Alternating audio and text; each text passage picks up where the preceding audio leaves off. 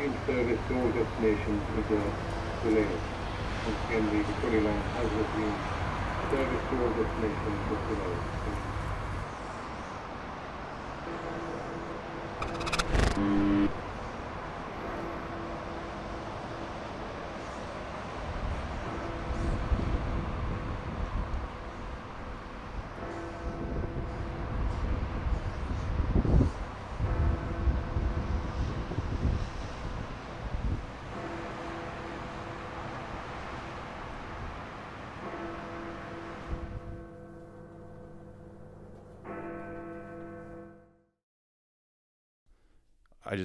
I feel blessed that it all took place the way it did. There was there was some good and bad through that, and but I think that within that is came my own sobriety and a lot of my friends, and so I think that there's even through the you have fun until the fun sort of ends, and you're just doing it as an addiction. But like for me, I'm grateful that all of it happened the way it did. That we were put in a position like that we abused some of those, like just taking it to the furthest. But here we are, so. Yeah, what do you mean by the position you were put in, that it was like you guys could abuse it or anything like that? Well, the freedom of it's a bit enabling, like you're a pro skateboarder that has, at that time what we thought was like, just an endless stream of money and the ability to do whatever we wanted with that, no schedule. You get to travel all over and be able to do what you love to do, but at the same time there can be some abuse with that. Like for me, I think a lot of the career that I had was spent neglecting the actual, like I would be in another country, supposed to be doing something like skateboarding and I was worried about like, where can I go drink? Like that was my, so for me, it was just abusing I think it's enabling me to be able to abuse, that situation, to be able to turn into an alcoholic through that. So for me, that's what I mean by that. Yeah. How was it? I saw on your Instagram, you're relatively recently 10 years sober. Yeah. So first of all, congrats on that. Thank you. Yeah. Seeing from an outsider's perspective how your life was like, and I'm sure it wasn't like exactly like that, but I kind of feel like it was probably close. It was pretty close. Yeah. Like the videos seemed super unfiltered. Yeah. And which I have a bunch of questions about that, but how did you end up going sober? How was that path? And at what point in your career did you start thinking that, this is something that I want to do? I would like to one day stop. Did you always know you're one day going to stop? No, I was the opposite. I think that, I started drinking when I was about 14, 15 years old and started drinking consistently through that. At that time, you could do it, and you can maintain whatever it is you're doing into your 20s. You could still sort of have that behavior and it not really affect you physically. And then, for me, I got into drugs through that. And there was never really, for me, I always knew, like, I was like, I don't want to be doing coke or smoking crack. I don't want to be doing that. I knew I didn't, but I always thought the drinking was a big part of me. Yeah. Like I thought like that was a part of like me, being able to be who I truly was. And I think that's kind of that's the tricky part of it, and that's the tricky part of alcoholism, is that it sort of, it fools you into thinking that it's part of who you are and your personality and every decision that you make. Into my 30s, I had the tendency to sometimes get sort of, violent when I drank. So there would be incidents that would happen along the way and I would brush them off. And then it just got to a point where I was on a trip to Colorado and I got in a fight and I cut a person's neck and then they almost died, and it was a whole thing, like it was a whole process that I went through where I was looking at long-term prison sentence, and through me getting sober, and defending, myself of, that I was defending myself, I was able to get off with 5 years probation and 2 felonies. So Wow. For me, that was sort of the bottom that I needed to be able to hit, to where I could go, okay, if I'm looking at 30 plus years in prison, and I had 2 kids at that time, then they're going to be full grown adults that'll never see me again, really, with freedom. So I through the 14 months that I was going through that court case, I got sober through that, and I started working a 12-step program. Not really that well, and once the court case was finished, I started to drink again, and I realized at that point, for the first time in my life, that I knew what I didn't want to do anymore. So for me, it was the night that I drank after the whole thing had happened, that I had been sober for 14 months, that I knew that I wanted to be sober. And for me, it's still a work in progress. I've been sober for 10 years now consistently, but it's still, for me, I know that if I disconnect for too long, I'll slip back into my, there's a lot of self-work that I did through that. So yeah, it wasn't something long. That was a long answer, but the short answer is that there was never a point through that. It was fun for me, and I thought that was who I was. And really what it was doing was masking my true self. So it was drinking was kind of part of your identity. Yeah, absolutely. And what do you feel like your identity is now that you've been, well, it's been 10 years, but as you said, as a work in progress, how do you feel what's your identity now? Well, I think fundamentally, a lot of the things changed. Like a lot of my a lot of my behavior through those years, and it's not saying that I was, it was selfish and self-centered behavior, like, so everything was about me. So I think the biggest change for me fundamentally about who I am is that I try to think about myself less and try and think about my family, friends, or others a little bit more than that, or at least think about them in some way. So I think that there's things that I've learned about why I was actually drinking and behaving the way that I was, that I've tried to put in place now. That's my old neighbor. Shout out to them. Yeah. Yo, you know a lot of people in this neighborhood. Yeah, it's a friendly neighborhood. That's cool. They're and then through the construction of this house, I got to talk to. I was here a lot, so I was like a lot of the neighbors and stuff, and people came over. So, but I think that to answer that part of it is there's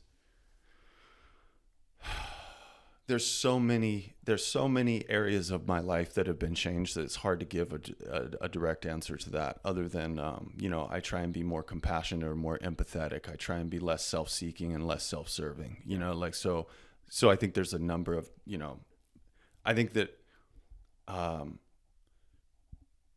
in conversation you would be able to identify that easier than even the question, you know what I mean? Yeah. I have one of my best friends growing up. I'm not going to say his name because I don't know if he wants his name to be said, but we grew up skateboarding together, and it's one of those situations where you sleep over each other's house every day. You watch all the same videos every day. I got like an iPod, and I downloaded a bunch of music from, like, I would watch the skate videos, find the artist, and then download the whole artist album, and then like go forward like that. He got an iPod, he synced it to my shit. We were just like homies. And he got into drinking at probably like 14, 15.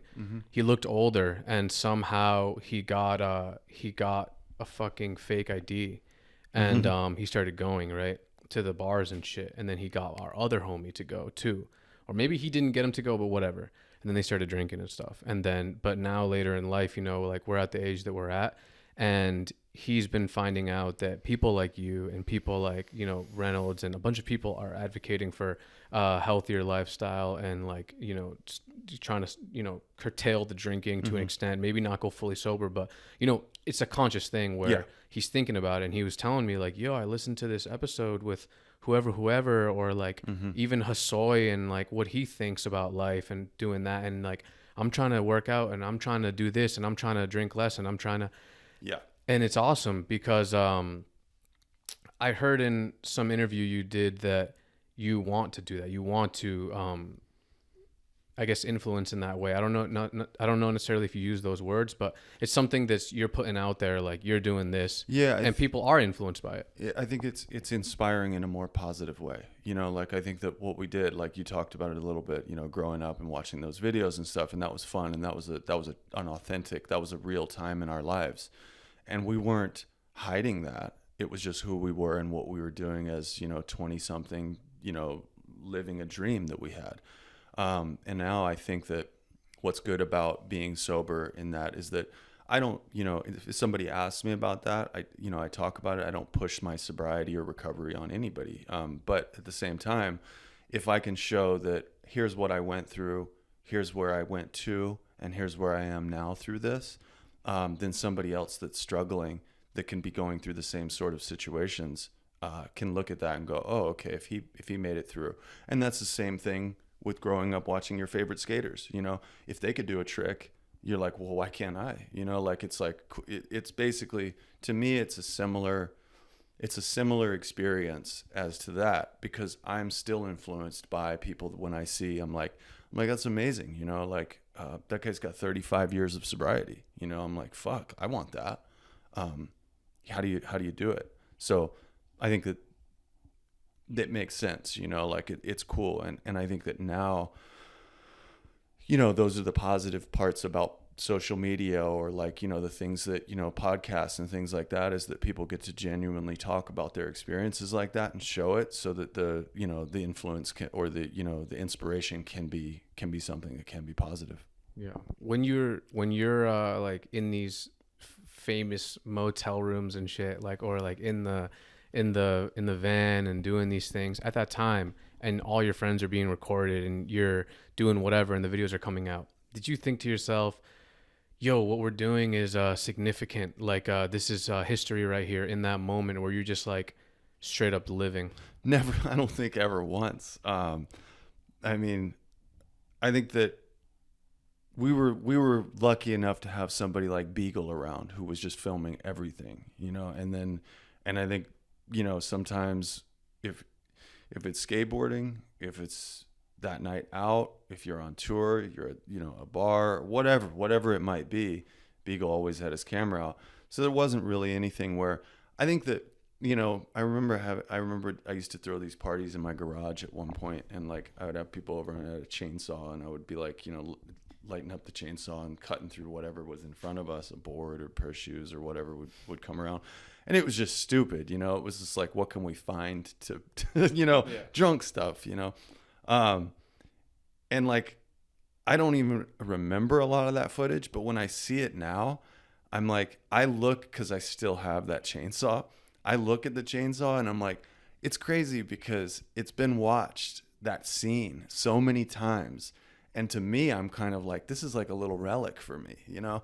So I guess it's like, I didn't realize what it was doing, you know, like, or I think that at a time when we had been successful at skating, you know, and we, like, you know, it was like at that era, you know, around like 99, 2000, 2001, Baker was starting and all that. I think the biggest concern was, you know, like, can we make a better video part, you know, like, can people, you know, like that was the main concern, was like, can you put together a better video part than your last one? You know, all the other stuff in between was like, it could go with or without that. But in hindsight, it made it like, it was all of those things in between the tricks. And that's why I think that Baker and that whole era. It's all good. Yeah, it's fine. That's why I think that Baker that whole era stood out from everything that was going on at the time was because it was the in-between moments of skateboarding and who those people were, and people from all over the world, like, you know, that were around that age could look at that and go like, I might be in, you know, Rio, Brazil, and there's a crew of kids that's going like, you know, they may not be the best at skating, but they have friendship. They have like, you know, they were able to be inspired and motivated by that. You know what I mean? Like, so I think that it was less about what the tricks were, and it was more about just the bond that we all had. Yeah, it really showed, it really captured the personalities. It really captured what was really going on. And you could feel there was no acting. You could feel the authenticity. You could feel the energy, and you could just feel it. Like, I'm 13 years old and I can feel it watching it. And I'm even just from the editing's beautiful. Like the moment that the shit starts and like the song choices, and I'm just over here like watching the screen, like, yo, dude, this is something, you know what I mean? I could just tell it's something, having no previous knowledge of anything prior. Yeah, it would be impossible to try and have a director create that. Yeah. You know, like, especially with us, maybe you can get real actors to do something like that, you know, like but with that, it's like, it feels cool to be able to have had that time in our lives to where, like, you know, like, you guys are doing a cool podcast and you're doing something that's special. And for you to be able to, like, I meet a lot of people that are like, you know, they're doing things inside of skateboarding and outside of skateboarding that grew up during that era. And I'm just like, yeah, it like, you know, it makes me happy when I meet people like that are like, hey, like that, you know, I grew up on that, and here's what I, you know, like got into. Yeah. So it's cool. Yeah. But I think, you know, at that time, you know, what, like, a lot of people, maybe not a lot, you know, I remember catching a little bit of heat for it being something outside of skateboarding. Because really? remember that era, it was like, you know, going from the 90s into the early 2000s, it was like, it was all about the skate video part. There was less personality in the videos and things like that. And then, you know, there were other companies or other people out there, but it was kind of like, I don't know, there was a little bit of people just wanted to see one thing. Yeah. You know what I mean? And I think that's the beauty. I think that's the beauty of skateboarding, is that there is no, like, I mean, there's contests and there's the X Games and there's the Olympics and all that stuff now. But, like, you have your favorite skater for a reason, and it doesn't have to be based on a point system, right? Like, you know, when you look at, and I think that's the biggest thing that differentiates it between sports. To me, it's an art, right? Like, if you like a person, it doesn't really matter how good they are. You like the way they do what they're doing. So to me, it's like having a, you know, it's like having a favorite painter versus having a favorite sports, you know, like idol or whatever. It's not something you can really measure. You can't quantify it, right? Like, so I liked the way Nadas and Gons did their grip tape. I liked that. I liked the way Mike Carroll dyed his hair and the way he flicked his tricks. So for me, it was about, it was more than, you know, like, it was, of course it was what they were doing. That was kind of the, you know, that was the baseline of it, right? Like, you know, you got to be relatively good at skating, you know, or else you're really not going to watch that. But it's like all of the things on top of that is what made Ed Templeton who he is. It's what made Neil Blender who he is. It's what made, to me, it's what made the icons in skateboarding. It's like Muska or something, you know, like, you know, Muska was really good at skating, and he was gnarly, and he could, you know, skate big rails and all that.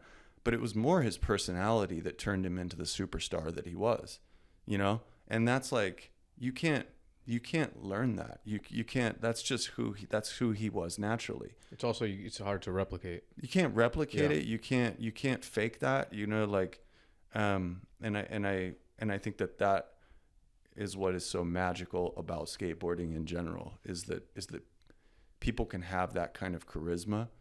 And that's why I think that there was such a, you know, I'm not opposing the Olympics or anything like that, but it's like, in people's heads as like, as like purist skateboarding. It's like, well, we don't want to put on a uniform and be judged by a point system. Yeah. You can have that too, but there's also this, there's also, it's honestly kind of a different thing. yeah, it's its a own totally thing. different thing. And that, as the evolution of something happens, it's natural for that to, happen. Yeah. So- It's something that you can feel the energy of through a screen somehow, just watching it, even not knowing shit. Like my grandma's from Ecuador. She doesn't speak English. And I'm like watching some video with her. I'm watching some video in my kitchen on my computer, like a skate video. Yeah. And like Jim Greco skateboarding in it. And she just looks over and she's like, yo, who is that? And I'm like, oh, it's like just a pro skater or whatever. And she was like, I could tell he's an artist, and just like walked away. Yeah. And she could just tell like, yo, that dude is like, he's an artist. You can just tell he's special, know right? anything Like she about could skate. see Yeah. that. Isn't that, I mean, that's interesting that, like being at her age from another country, not having any awareness of skateboarding, and she could see that. Yeah. That's the beauty of it. Yeah. How was it starting when Baker and Deathwish were starting, doing all that, and starting from the background that you guys come from, which is skateboarding, and now it's like maybe dealing with I don't really know, like dealing with manufacturers, having some sort of warehouse where you have this stuff, shipping stuff, and marketing stuff, and doing whatever you're doing. How was that process? Well, I think that starts when we're 12, 13 years old. Like you were probably filming and making videos and editing them, wanting to put them to music, and like thinking about board graphics and the way you wore your clothes and all that stuff. So I think it stems from that it stems from the way either that we were gravitated towards skateboarding as who we were, or how we learned it through that. So like when we started, Baker, as an idea, or going through the distribution that it was at, and the graphics and all that, and the people that were involved, it was a group effort, right? Like, and it made it what it was. And it's very eclectic as a brand, because it's everybody's ideas just in a pool of graphics. And so it doesn't have a full direction of what it looks like. It became the direction of what it looks like by not having a direction. And so when we, a couple of years into that, Jim Greco and I had an idea of starting a sister company to Baker, because, like, I think naturally, team gets big, and, like it just sort of happens. And so we started Deathwish. And at the same time that we started Deathwish, we knew that we wanted to have so we grew up watching, the older brands before us do, like have an office with artists and being able to ship out product and salespeople on the phone and stuff. So I think our dream was to be able to, never have to work a real job and continue to do what we love to do. Yeah. But at the same time, it was like, we want to be able to have that environment and be able to have people start brands or whatever it might be, just be a house for that. So we rented a really small, it wasn't a warehouse, it was more of an office space. And Jim and I were actually starting a sunglass company called Brigada at that time. So we held the Brigada sunglasses there, and we were trying to talk to different salespeople. And we had no real experience in doing any of that, aside from like watching how, like when I had my shoe on Emerica, or we had things maybe through Crew and all that stuff at the time, I would always talk to the sales reps and be like, how's the shoe selling in North Carolina, or how's it selling in fucking Washington, whatever it might be. So I would always, and I just like talking to people and learning stuff like that. So I knew that there was that sort of side of sales that needed to happen. So when Deathwish launched, we did Baker Has a Deathwish, the video, because Baker at the time, it was a year or two after Baker 3 had come out. And so we did that joint video, because in order to make like Baker 4 at the time, it would have been 15 or 20 people on the team. So we did Baker As a Deathwish, and that was when it was like Antoine and Lizard and, the whole Deathwish crew was in that. We rented a 5,000 square foot warehouse in North Hollywood, and we just held all the inventory for the boards. We hired some friends that were in sales, somebody that we, thought could do a good job kind of managing the place. We hired a guy who was driving a former skater that was driving service cars, like a Lincoln Town Car, to be our accountant, who we called Jimmy the driver. We didn't know what the fuck we were doing. We were just, this is what we thought, you know, Yeah. like we had a friend of mine who was doing HVAC at the time. I was like, well, you can install stuff like that. You could probably run the warehouse, you know, like talk to sales and all that. So me and Jim we were pretty heavily involved in that part of it, you know, like, or at least involved trying, you know. And then because we were coming off of a successful career and the Baker 3 video and all of that stuff, it allowed us to make a lot of mistakes, you know, to where people, you know, shops didn't cancel our boards because we didn't ship on time, or the boards were half fulfilled with the order, or whatever other, you know, stupid mistakes that we made along the way that you naturally have to make. And then eventually we, you know, we got to the point where we hired people that were, you know, good at what they did, and just continued to do that.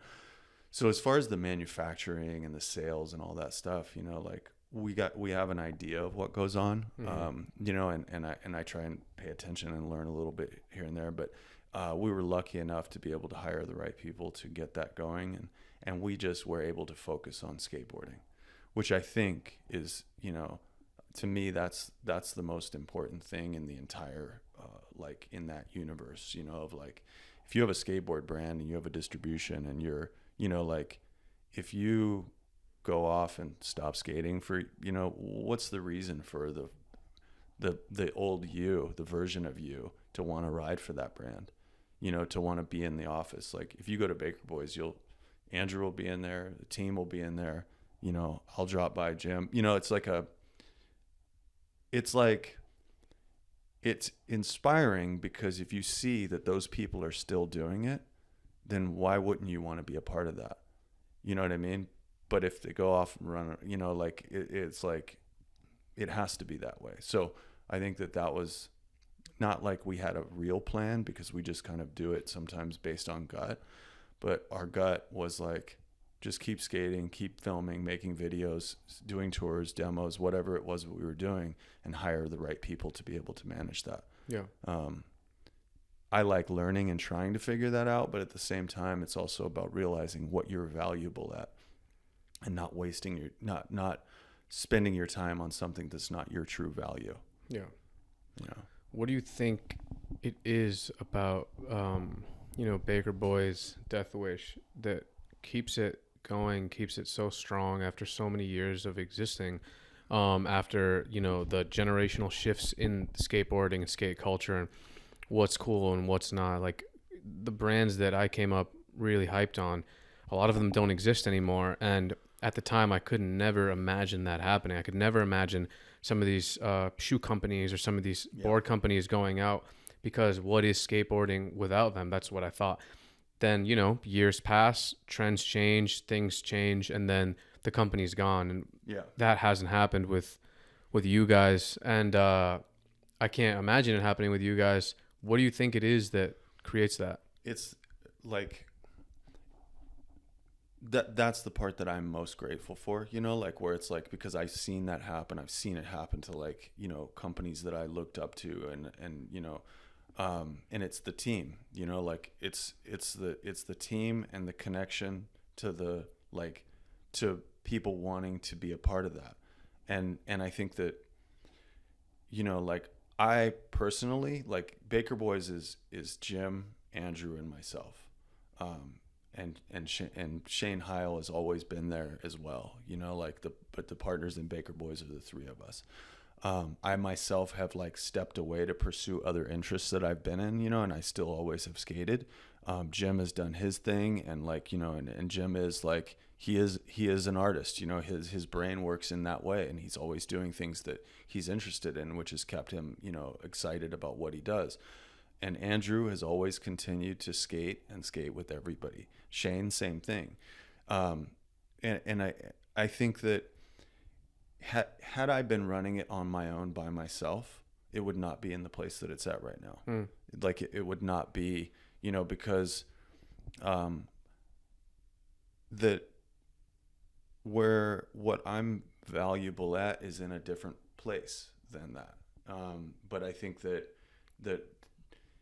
it's skateboarding, And if you don't have, like, I always think about it like a chain link, you know, like if you don't have the original generation or the people that are there still, you know, like that's like the first link.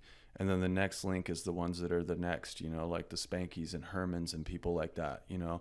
And the next generation down is the next, like the Pedros and the Foys, and the next is like, you know, so it's like there was a point where, like with Deathwish, it was kind of like there was, you know, it was maybe, you know, 8 or 10 years ago, it sort of, it lost that, like that middle of like people that, you know, like some of the original team, you know, stepped away or, you know, was disinterested in what we were doing or skateboarding in general. And I think that is the most critical thing, is like to me, when I see if Gons is still doing something, I want to still be doing that. And then if I'm in a position like that at a brand or, you know, whatever, and the person that's 10 or 5 or 10 years younger than me sees that, and it's like, and then the one 5 or 10 years younger than them sees that, like, then that's the connection that's the connection that I think personally keeps a brand relevant, you know, because trends will always change and the brand will never be as popular or more popular or whatever, right? Like if it's graphics or if it's a style of filming or whatever it is, right? Like if you're chasing all of that, and it'll eventually, you'll not be able to chase that anymore. So if it's consistent and it's always based in the one thing that's pure, that made you what you were, which is just being around skating and enjoying the, you know, like that with your friends. If you're interested in that at 40, 50 years old, 50, 60, you know, then that's inspiring to the ones that are the 5 and 10 years under that to want to continue to do that, because that's what it is. It's like, we're not making a, you know, it's not a shoe brand. It's not a fashion brand. It's not you know, it's skateboarding. That's what it is. Yeah. So if that continues to be the most important thing and people are still around and they're a pleasure to be around, you can't, you know, I mean, like it's there's got to be a few other things to that. But I think that, you know, I personally think that if the team wasn't there, it wouldn't be relevant. Yeah. So what causes the team to want to be there? Seeing somebody like Andrew skating in the back every single day.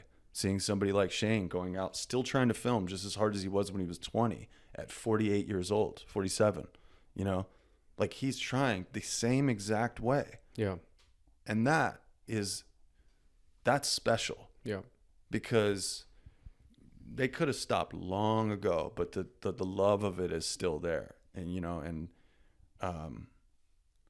you know, like I have a lot of different interests, you know, my body hurts when I skate, so I do it as much as I can. I feel like I'm a little bit,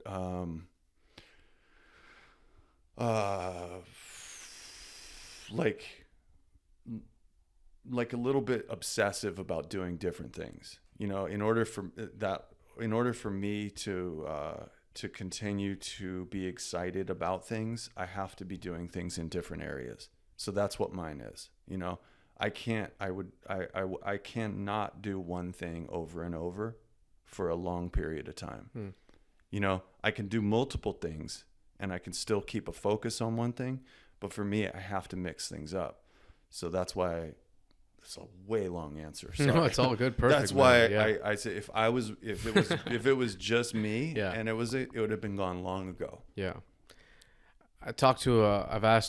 I always ask my friends questions, random ass questions. And a lot of the questions, I've asked this question a lot, which is, what's your favorite skate brand? Just talking shit, you know what I mean? As we're driving or something. What's your favorite skate brand? What's your favorite skate video? And always it's Baker. It's Deathwish. It's what you guys created. And it's even skate shops. Like I was talking to James from Labor. Yeah. And he was saying the same thing. Like, you know, Baker, Deathwish, super up there. That's cool. Do you feel, you know, you had what I consider to be like an extremely successful skateboarding career, like the companies you made, the videos you were in, the whole thing is almost like a movie. It's like a story. Do you feel successful? What does that feel like? Yeah, I mean, like I'm 47 years old, you know, like every time I walk through Baker Boys, I'm like, you know, and especially when I'm with like Jim and Andrew, and we walk through, and it's like, you know, we created this, you know, like it was an idea 20 years ago. Yeah, I feel proud. I feel proud of what we did. I feel grateful that like we've been able to maintain it for as long as we did. There were a lot of times through like, you know, embezzlement and like things where financially it didn't look like it was going to go so well.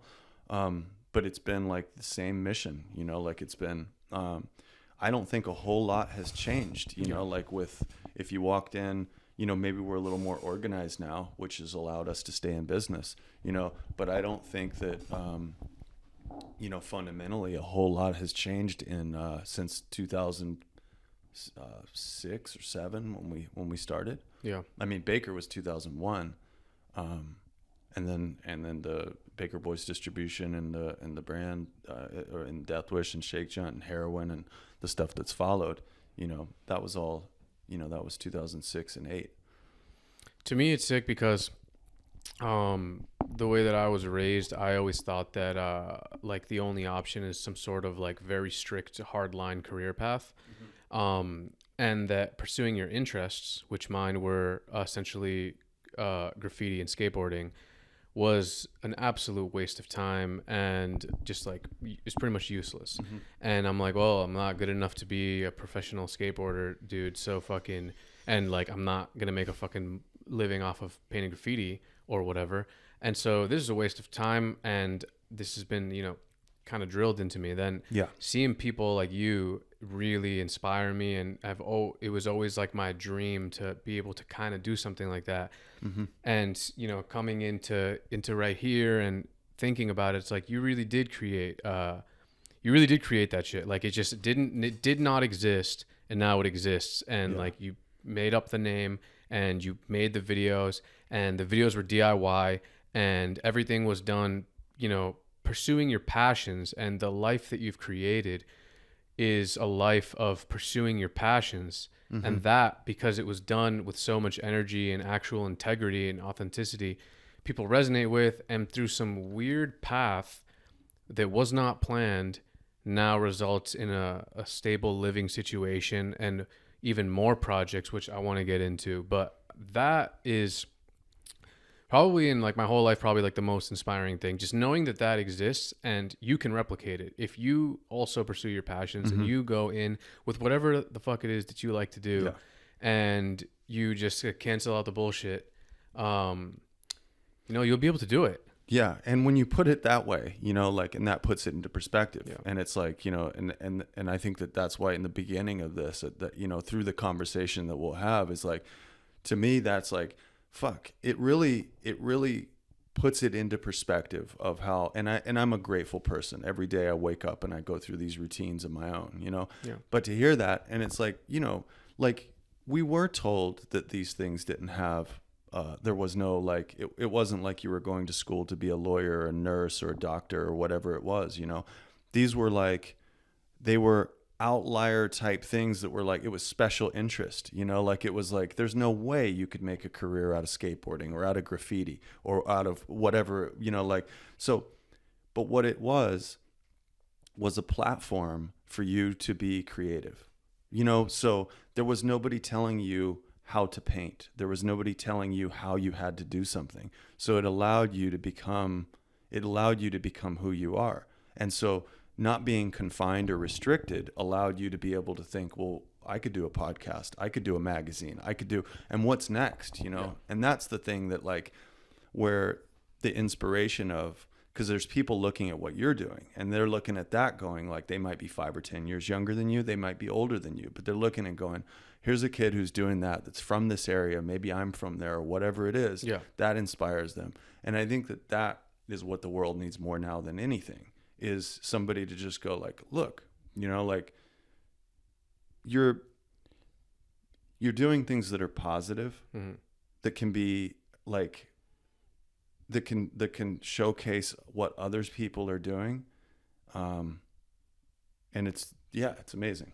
So it was mad weird too, because, like I said, in the moment, I didn't realize this, but looking back on it, like the videos that you guys made, they weren't filmed with a movie camera. They weren't filmed with a, like whatever the highest end camera at the time that you would film a production with. They weren't filmed with that. They were filmed with a VX that you hold in your hand, and then there's just one VX and one mic attached to it, and then like the only accessory is like a depth lens, and that's that. And some tapes. They, pretty sure I read in some interview forever ago that they were edited on some like Mac, just like on some Mac on iMovie program, or some shit like that. Like the first ones, and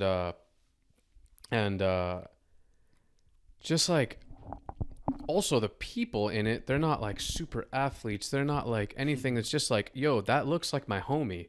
Like these people look like my homies, and this house that they're in looks like a house that I'm in.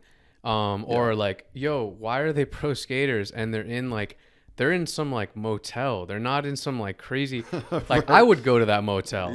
Yeah. And then it, in a subconscious way, you relate to that, even though you're not a pro skater and you're not traveling the world. There's a relation because you're like, oh, human element. Like this is someone like me. Like these are a group of friends like me, and they're doing all this shit. There's like some crazy world where like I could do something that isn't something I fucking hate, pretty much. Yeah, it's inspiring. Yeah, it's very inspiring. Yeah. So shout out to you guys, dude. That's fucking Thanks, crazy. What else? You're always doing a bunch of stuff. We were talking about it earlier and how like you have a bunch of projects going on. You're doing like Ellington, which is going to come out in the future. And you're working on it, and you're doing the, you know, luxury footwear, and you're always like getting into stuff. What keeps you making stuff? Maybe that's a little bit of that obsession of doing doing things that are like, I had the thing when I was maybe 16 years old. You know, we were in, I mean, it goes back even, I always used to like, I would sometimes like, I would make my own skateboard graphics, you know, like when I was like first started skating, you know, maybe a couple years in, I would, you know, like I got into the idea of wanting to do like, maybe like it was like a really early stage of graphic design, you know, just thinking about what board graphics I liked. So it always was really interesting and appealing to me. You know, there was always a point of like, you know, we would bleach our shoes. We would like, there was, you know, it was like almost like that was an early stage of doing product design, you know, like when Blind Jeans and people were cutting their jeans in the early 90s, you know, that was inspirational for me to get into customizing clothing and being able to wear it a certain way.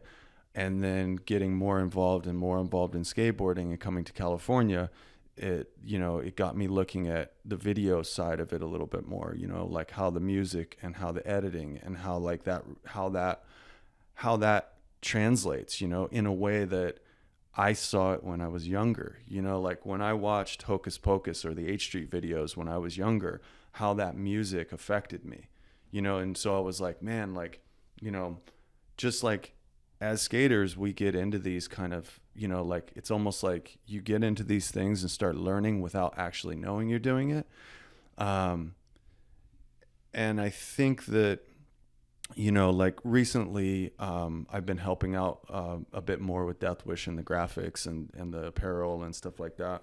Whereas like I didn't step out, I was always there, but I stepped back from that side of it. You know, like, so I was pursuing other interests that I had. And I just, you know, it's things that I get interested in. Like, you know, at a certain age, I always look at, you know, the things that we do and the things that we create are, you know, they're in direct relationship to where you're at in your life, you know. You know, it's like you may not have been able to do this podcast when you were 16 or 17 because you weren't interested in the things and questions you want to ask now. It may have been the fundamentals or the foundation of that. So the foundation that we had as that growing up in that has allowed me to want to go out and do, you know, create whatever it is, whether it was, you know, Human Recreational Services was shoes that I did. And it was really aspirational for me personally. And I was making them in Italy, and I was, you know, like talking to people at different stores outside of skateboarding. And it sort of gave me a lot of perspective. And through the 5 years of doing that, you know, like I built something I'm really proud of. But it was really difficult, you know, like that was like starting like a more of a dress shoes and a little bit more flamboyant style shoes that were expensive in the beginning of the pandemic when people wanted sneakers and comfortable things. So it was, that was a challenge, and I learned a lot through that. With Ellington, it's my story, like it's Alaska, it's Louisiana, it's Arizona, it's getting into skateboarding. It's my dad, my mom. It's basically unapologetically everything I've been interested in and wanted to do throughout my life that I felt like I could do now, because I don't need to make something that's commercially successful. I can make it, and if I feel that it's special to me, then that's what I want to put out there in the world.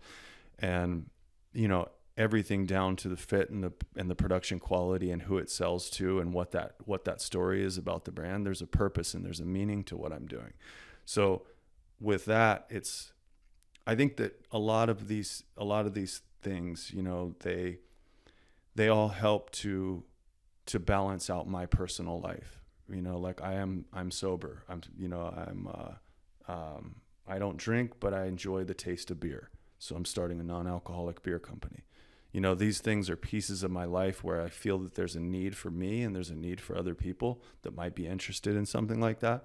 It's like I got into building a house because I needed it for my family. So now I want to do that, and I think all those things, to me, it helps, because if I'm looking in, it's like there's a saying, if you're in the painting, you can't see the painting.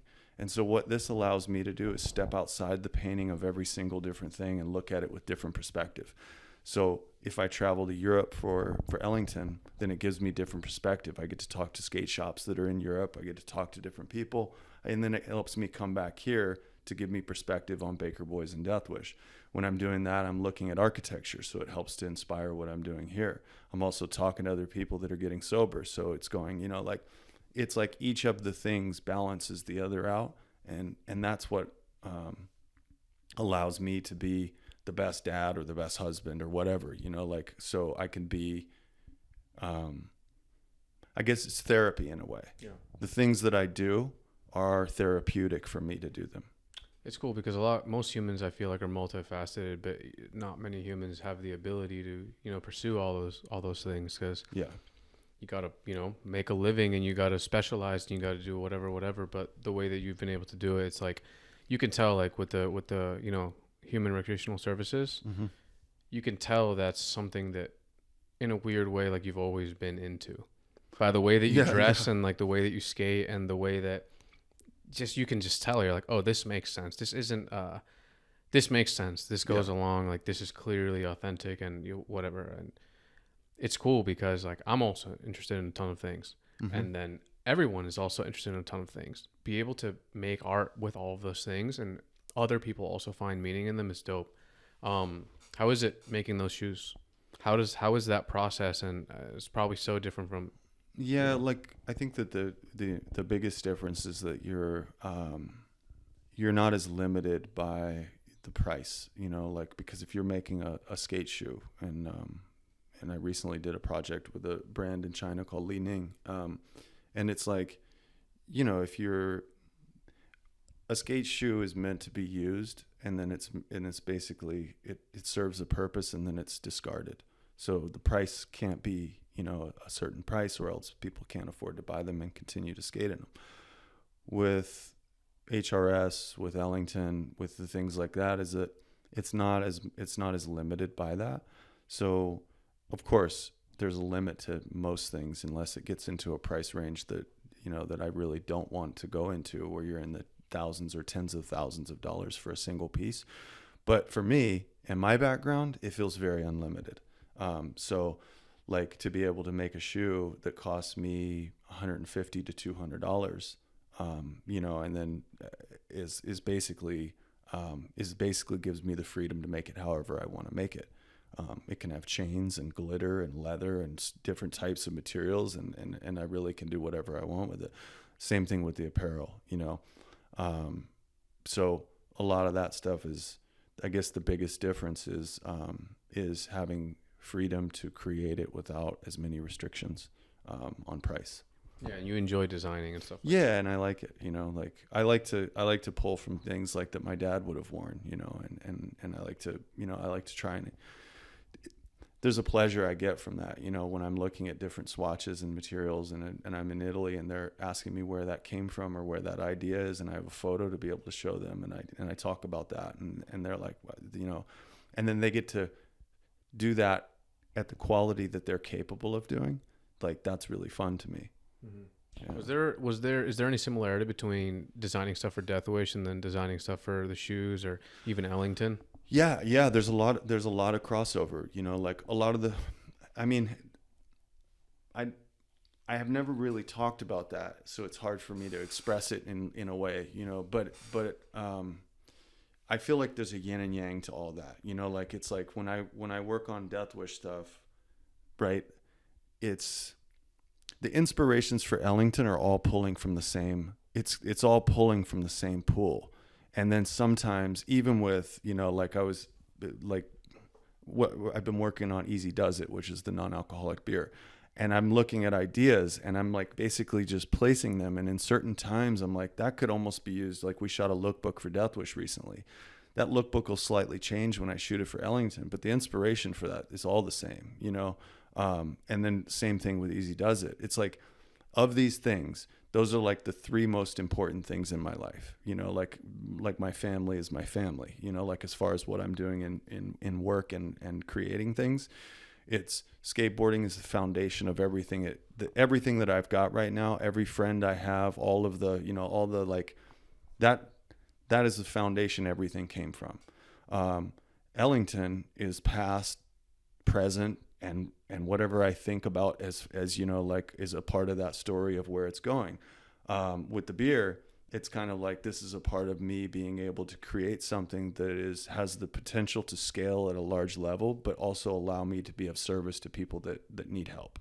So that gives me the resource to be able to speak on a bigger platform. Mm-hmm. So those are like, within that, the look of them all is all sort of drawn from the same stuff. The beer is a nod to 70s and 80s, like it's a nod to a classic American beer. Ellington is a nod to classic American, through my father or through my travel or whatever that might be, and that's a longer story in that. Deathwish is sort of the melting pot of all that. Like, right, like the graphics for that can be from that. If I want to do something that's a custom painted board that's in reference to my stepdad, like that's what I do. Like, and I call it the name where his body shop was. So it all comes from the same. It's probably not unlike anything that you would be, if I asked you that question. It's really similar, because I think that you were on the other side of the country, but we grew up appreciating the same things and drawing from the same pool, whether it was a generation before or a generation after. It's weird that they're all aspects of you, and they don't necessarily look similar. You know what I mean? There's a thing that's tying them all, but it's not like you look at a shoe you make for and think, that looks like Deathwish. You wouldn't really necessarily think that. Yeah. Which is interesting, because I feel like that would be easy to slip into if you're designing so many things and they all have their own aesthetic, because they are different parts of you, know? Yeah. And I guess, thank you, because that's nice to know. Like I didn't, I look at that, and sometimes there's a lot of moving pieces to all this, and sometimes I just look at it and go, okay, like, I'm doing something. This is what I feel is right, and I feel it in my gut, and I'm doing it. But sometimes stepping out and looking at it like that, it's nice to know, because each of those things, and it has its own place, its own place to exist. Do you talk to people who are trying to go sober? You're doing the non-alcoholic beer, which is obviously in line with your story. Do people ever reach out, maybe on Instagram DM, or who knows? Like, do you ever do any of that, and do you ever want to? What, like speaking with people? Yeah, and just like talking to people through your path and how it was for you, and the struggles of not just going but remaining sober and detaching from the past identity that is also attached to not just like you and your personal friends, but what the world knew you as. It's literally Yeah. like the whole world knew you as, like this, like, oh, skateboarder. They think about Baker Deathwish. They think about this. They think about that. Even though that as you change naturally as a person, that might not be who you necessarily are forever, So Yes. To answer that question is, that's what I try my best to be able to respond to people. And especially when I put up something that has something to do with my sobriety and my recovery, and people reach out and it's like, hey, I got 15 days, or I got, 2 years, or I'm celebrating 15 years. For me, I'm like, I try and make my best effort to be able to connect with people like that. And honestly, through social media and Instagram specifically, I've met some of the closest people in my life right now through, because there was no other way that they would have been able to get in contact with me. And so them sharing their story, me sharing my story about how I got sober, has caused a connection between that I feel like is yes. The answer to your question is, I do that. I continue to do it. And through the things that I'm creating right now, I'll be allowed to be able to do that at from a more larger platform.